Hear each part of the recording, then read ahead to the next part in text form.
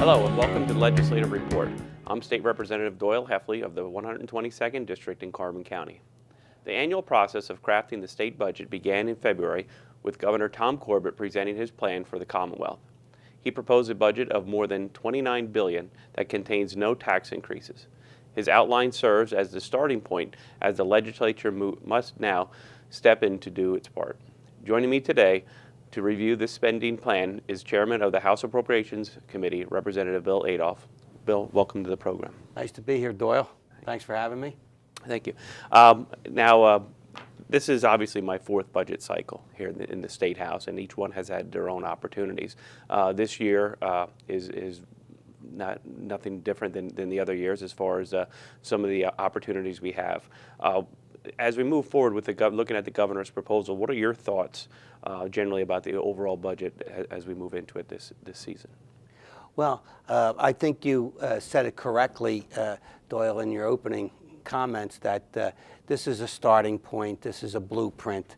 Every governor starts somewhere, and the governor's actually at a little bit of a disadvantage when he's putting together a budget because, quite frankly, there's 5 months left in the current year as far as expenses and revenues, obviously can change. I think we're going to come in as projected by us as of last June 30th.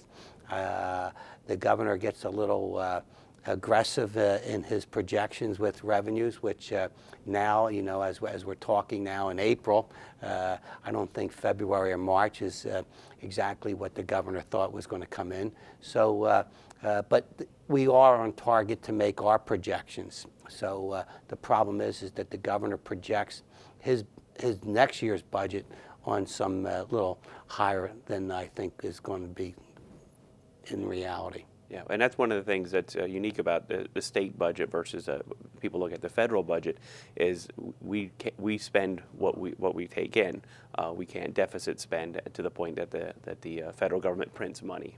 Yeah, we actually have a balanced budget. Yes. Not everybody agrees with sometimes our spending plan, but we have to balance our budget. And if we don't balance our budget for the current year, we have to take care of that first before we get started on the next one. So it's a much better process than they have in Washington, and it's going to be very difficult. I mean, we are experiencing a steady growth in private sector jobs creations, and but I think our national average unemployment is at 6. Ours is 6.2. The national average is at 6.9. So we're better than the national average, and but we need to get more companies to come to Pennsylvania and create jobs for our residents. Yeah. Now, as the Appropriations Committee reviews the governor's proposal, pretty much the entire month of February is scheduled around appropriations hearings. How much of that give and take through those appropriations hearings? I know that has a large part in crafting the House's budget proposal. What were some of the highlights of those hearings this year? Well, obviously, we go through the entire cabinet. Okay, the Department of Transportation, and obviously that was a pretty intense hearing, because we had just passed a transportation bill, and those legislators that voted for the transportation bill wanted to hear from the Secretary when their bridges were going to be fixed and when their potholes were going to be filled, and so forth and so on. Obviously, education, which is very important for a lot of families in Pennsylvania, and the governor has proposed the largest state spending figure in history, a little over $10 billion, and that's a big number when you consider our budget is 29.4, 29.5, whatever it ends up being. Okay. That's almost 40% of our state budget is on education, and the governor has stepped forward and with some additional money for K to 12. There's going to be a lot of debate where that money should go and so forth, whether it should go into the line item for basic ed, or should we keep it as the governor wants in a new block grant, okay, with some accountability attached to it. So that's where the debate comes. But you know, some of the other, you know, obviously, the largest department that we have in state government is the Department of Public Welfare, and you know. It's a huge department, and it's really a lot of funding for our senior citizens and our disabled folks. Okay, there's a portion of it that gets into the food stamps and folks for able-bodied workers and so forth, but that's not really the largest part of that department.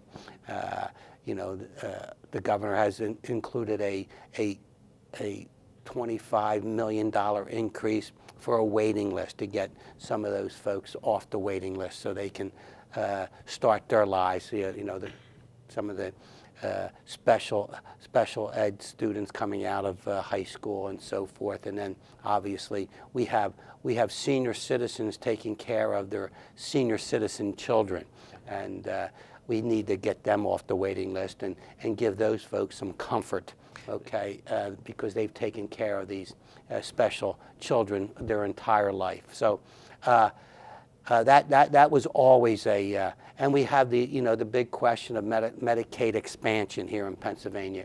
We probably have, if you're on Medicaid, we have probably the best package in the United States of America, okay, as far as spending is concerned.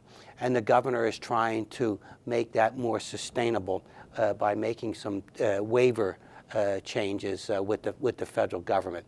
He's made that application. We haven't heard back from the feds, but in this budget, we've had about $160 million worth of savings in there, and which will make it sustainable for us in years to come. And one of the things that we had spoke about in a series of meetings and conversations here is the cost of the Affordable Care Act, what that has done to our state budget in some of the loss in federal dollars and some of the other cost drivers, and maybe you could explain a little bit of that. Yeah, boy, Doyle, you really hit on an important factor, and you very rarely hear about it, but every year the federal government, the Department of Health, evaluates the 50 states.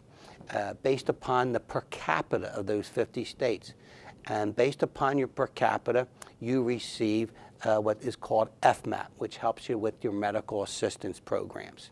Okay? Well, this year, we were notified by the federal government that we are going to be receiving $350 million less, okay, in federal assistance. We either eliminate those services, which I doubt very much we're going to do, or we backfill it with state tax dollars. And depending on our revenue, we either get new revenue to take care of that, or we rob Peter to pay Paul and take it out of some other line item. In addition to that, we lost approximately $170 million in tobacco settlement money, which we used for cancer research. We use for very important cessation programs throughout the Commonwealth, and we need to take a look how we're going to backfill those programs as well. The Affordable Care Act, up all throughout our budget. Yeah. You know, it's costing our Commonwealth a couple $100 million in extra cost. And in talking to the school, some of the school managers and school board members back home, and they also had commented on the cost of when these healthcare premiums rise, those state employees, the cost for those state employees rises as well, and that affects the underlying budgets of every agency throughout the state. No question about it. We have a cost to carry of close to $1 billion before we get started. Before we raise a single line item okay, in our state budget because of pension costs, because of health care costs, because of wages, $1 billion increase. Okay, and that's very, very tough to try to balance because our revenues, like I said, are going up at probably the rate of inflation. Mm-hmm. Yeah, so we're gonna work very hard in trying to put together a budget that spends the money in the areas that are absolutely necessary. One of the things that I've heard from is a lot of folks back home there are encouraged by the increase, the possible increase in special education funding that was in the budget proposal for this year. It's something that has been level funded for quite some time, and a lot of that goes back to my first year. The first budget we worked on was a loss in federal stimulus dollars that had heavily impacted our state budget, and the previous administration had relied on those federal dollars to backfill so much of these costs. And now we're getting to the point where like we had talked about the Affordable Care Act and increasing costs and those loss in federal dollars. When that money, we need that money to pay for those benefits that were to keep that. It's very hard to then increase spending or find dollars in other areas. Yeah. You're right. I mean, that was probably your first budget, I guess, yeah. Doyle, when we lost about $3 billion in federal stimulus money, and no question about it. The previous administration used those dollars to start and create new programs, whether it was with the Department of Transportation, whether it was with the Department of Welfare, or whether it was with the Department of Education. Okay, and the school districts were sent that money, mm-hmm. and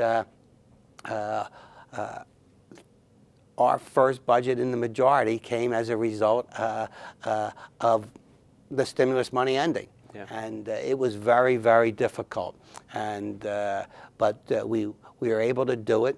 But I can tell you, as far as education is concerned, K to 12, we now have put in more money in state funds than any time before in history. Okay, and I think we're very proud of that.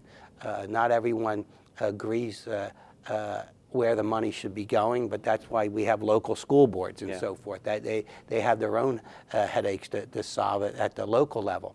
But special education funding was underfunded, mm-hmm. Doyle. It was definitely underfunded. Once again, you don't hear about this often enough, but you know the mandates come down from the federal government. Yes. Okay, and the money doesn't come down with it. Yeah. All right. With your help, we started and passed a bill. A new commission mm-hmm. is going to be formed, and we're going to evaluate how the money is coming in and how it should be spent for special ed. And I think you're going to see in the next year, okay, a new formula for special ed. And but the governor has put an increase in there for special ed, and it's you know, no matter what the commission finds, the school districts certainly need the additional yeah. funding for that right now. And I think that's one of the keys as we go through the budget process is to definitely look to making sure that we're prioritizing where that money's going. But actually, a lot of the mandates, well, all the mandates really come along with special education or federal mandates, and sometimes they're not the most, not a whole lot of common sense in some of those mandates. And we want to make sure that the children that need those dollars and the school district that need that to help their education, we want to get it. And that's, you know, as we work through this process and yeah. that accountability yeah. is important. Yeah. But yeah, no question. But we are running up. We want to take a quick break from this legislative report, and we'll return in a moment.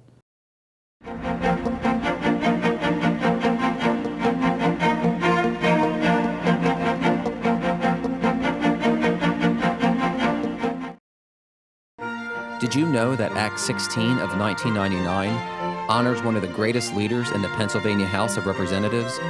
The Matthew J. Ryan Legislative Office Building, once known as the Capitol Annex, is located next to the main Capitol building and honors the late Speaker of the House, Matthew J. Ryan. Those who visit this building will observe the magnificent architectural designs providing eloquence and grandeur to the building. Known as one of the greatest members in the history of the Pennsylvania State House, Matthew Ryan started his career in the legislature in 1963 and was elected Speaker in 1981. His charisma and knowledge will forever be reflected in the building now named after this great legislative leader. Now you know. Did you know that Violet Oakley was the first female artist to receive a large commission for artwork done in a United States Capitol building? In 1902, Joseph Houston, designer and architect for the 3rd Harrisburg Capitol building, commissioned Violet Oakley to paint murals for the governor's reception room. He believed that Oakley's contribution would add interest to the building and act as an encouragement of women of the state. Prior to beginning her work for the Capitol, Oakley set out to England to conduct research for her murals. Upon return, she decided to center her artwork on William Penn and the founding of Pennsylvania. Oakley made sure that Penn's ideals of justice and peace could be seen throughout her work. In 1906, she completed 13 murals titled The Founding of the State of Liberty Spiritual and was placed in sequential order around the governor's reception room. These murals were some of the first to be installed in the Capitol. When Edwin Austin Abbey, another artist for the Capitol, died in 1911, Oakley was offered another opportunity to create murals for the unfinished Senate and Supreme Court chambers. Her work on the Senate murals, including International Understanding, was completed by 1919. Oakley then completed the Supreme Court murals, including the Divine Law, by 1927. Oakley is said to be the principal artist for the Capitol, with a total of 43 murals on display. She remains one of the greatest muralists in the United States. Now you know. Welcome back to the program. Today we're discussing the state budget with my guest, Representative Bill Adolph. Doyle? Chairman, one of the things that some people ask when talking about the budget is, where do all these state dollars come from? How does the state collect that, and where are the different avenues that the state raises revenue? Well, that's a great question, Doyle. It's pretty simple. I mean, the PIT, Pennsylvania income tax, 3.07% of your income generates 40% of our revenue, and that's 3.07 of your wages if you're an employee. It's 3.07 of your bank interest or dividends or capital gains. Or if you're a businessman, it's 3.07 of your net profit. I can tell you Pennsylvania has one of the lowest tax rates in the nation. I can also tell you that it's a very good tax structure, especially if you're retired in Pennsylvania. Pennsylvania is one of the few states that does not tax pensions and does not tax Social Security. So not surprisingly, probably one of the reasons why we have this, the second largest number of senior citizens in the country. It's certainly not our Pennsylvania weather keeping them here, but I think it's a fair tax. It's a flat tax. There's very little deductions involved, and but that generates 40% of our income tax. And I think Doyle, you should take pride in that we've been able to balance 3 straight budgets without raising the state income tax. The second largest revenue generator is the Pennsylvania sales tax, 6% on most of the items that you buy at the store. A lot of the retail stores, whether it's sporting equipment or whether it's your car or whether it's if you go out to eat. It's 6%. Obviously, over the years, we've exempted necessities. Your groceries, and obviously your clothing. Okay, is exempt from sales tax. So that comes in at like 32%. So that's between the PIT and the sales tax. That's 72% of the total revenue. The corporate net income tax brings in right around 9%. Okay, corporation taxes in Pennsylvania is at 9.99% of their net profit.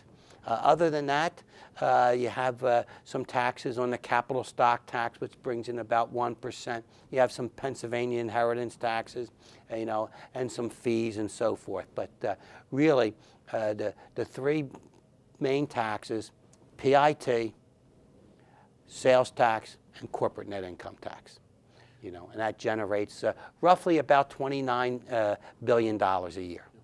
As we project that budget for the next year, we look at obviously at where those projections are, how much money we're going to be collecting in that year to spend, and then how that money is allocated. Obviously, we spoke a little bit earlier in the program about education funding. Yes. and how big of a slice of that pie Yes. that education is out of Yes. the state budget. What are some of the other slices of pie, so to speak, that are Well, taking that $29 I mentioned the Department of Public Welfare. That's right at 39% of our state budget.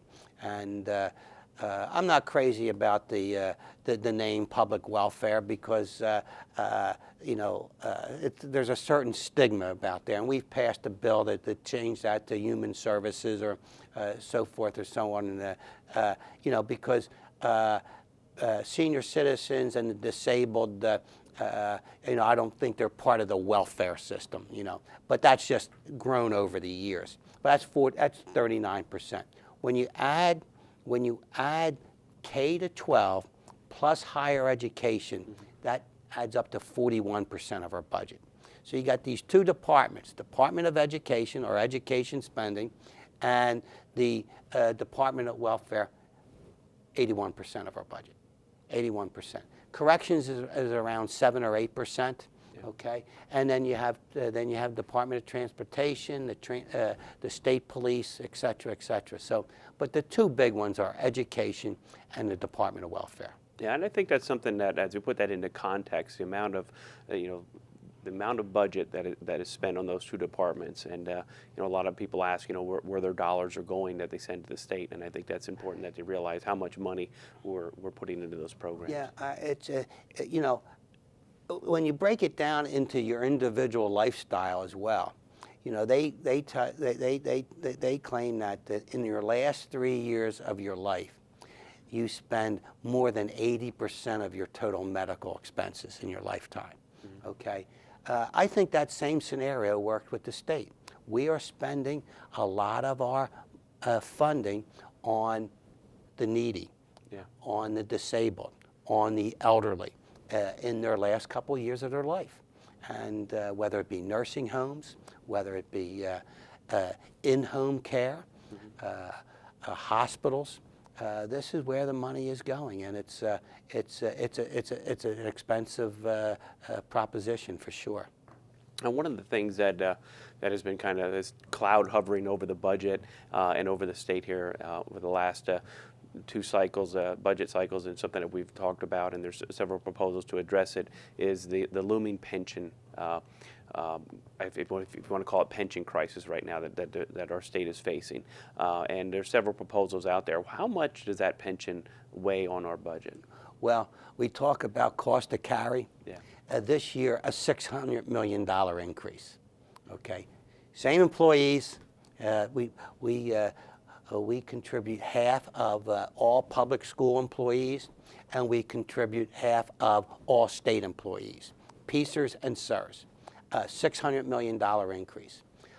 It's big, and it's a result of numerous pieces of legislation over the years, numerous decisions in hindsight. Not the greatest. Some going back, 25 years ago, Doyle. But we have an unfunded liability. Okay, as a result, mainly as a result of the 2008 recession. PCERS and SERS, they invest their money into the market. We took about a 35% hit in 2008. Okay, that's probably the number one problem. The second problem is that during some very good years in the 90s, the school districts and the state, they were not paying, in my opinion, the contribution that was necessary. In some cases, they let the earnings be used because the market was gaining 20, 25%. Okay, very, very bad decision. Some other legislation over the years did not help the situation. this is not only a state budget problem. This is a budget problem for every school district out there. Yeah. Okay, and I don't think it's sustainable. I think we're going to have to make some changes. Now, I think if you're a retired state employee or a retired school teacher or a retired superintendent, you know, I don't think any of your benefits will ever be affected. Okay, I think as a result of the state Supreme Court rulings in the past, I think if you're a current employee, none of your benefits are going to be adjusted. Yeah. However, I do believe new employees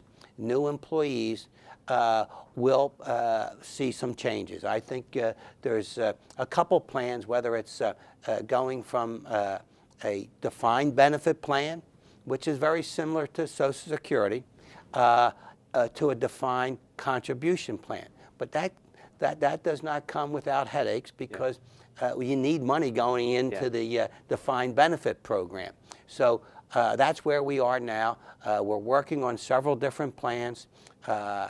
This administration did not cause this problem. The current school boards out there did not cause this problem. This is about a 20 to 30-year problem that there has been some legislation over the years that have tweaked it a little bit, helped certain governors get through their administration. Okay, but eventually we're going to have to change the program, because it's just not sustainable, and there will be no money left for these other programs. Yeah, and just the numbers that we're talking about this year, that $600 million, I mean, those dollars are state dollars that have to be spent on in going into pension funds, that dollars that in the school districts that are spending, that are coming right out of the classroom. And as you mentioned, we can't affect current employees or retired employees, but moving forward, we can look at a new proposal that won't be as burdensome as the current proposal. And yeah, that's correct. And the employees, whether you're a state employee or whether you're a public school employee, it's not their fault. Yeah. I mean, they paid their contributions. It was some bad decisions over the last 25, 30 years. Mm-hmm. And obviously, I told you the number one problem was the 2008 stock market collapse. And that really hurt. And it takes decades to get caught up again. So it's a problem that I think responsible folks understand, see the problem.